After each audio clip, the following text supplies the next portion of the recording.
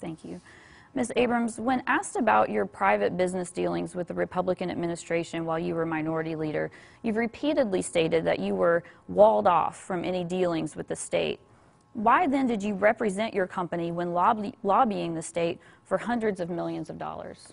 I did not, and I have never done so. The reality is that I started a company in the midst of the Great Recession, a company that helped President Obama put money into the pockets of small businesses that were struggling to stay alive. And through our efforts, we were able to extend credit to 350 small businesses to create or retain more than 2,000 jobs.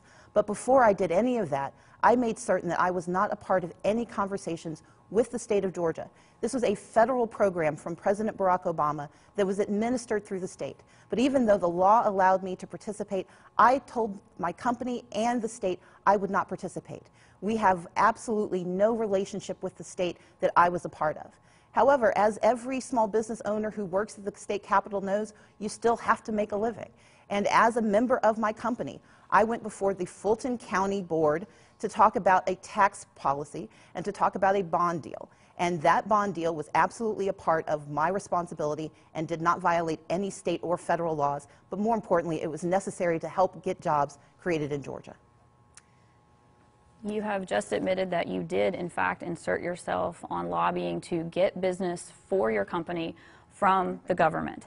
And that is wrong. Yes, we all need to make a living, but not through our government service. I have never taken a dime from the government other than my legislative salary and my expenses. And that's what Georgia voters want to know. They want to know that you are negotiating on their behalf when you were in state government and not on your own. And the truth is, while you were working with Republicans to gut the Hope Scholarship and cut early voting, you had a private business that's livelihood was dependent on Republican approval, and you hid it from the Democratic caucus.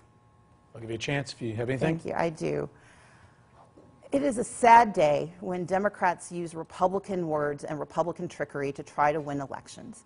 I ran a small business like most legislators in the General Assembly. I had a company that had a great idea, and we worked with President Barack Obama's administration to get access to capital in the midst of the Great Recession. Now, at the time I was doing that, my opponent was working for Countrywide, a company that's been listed as one of the worst companies in America because of what they did to decimate the mortgage industry. I am proud of what I did during the Great Recession, and I am proud of my leadership as the Democratic leader who helped Georgia.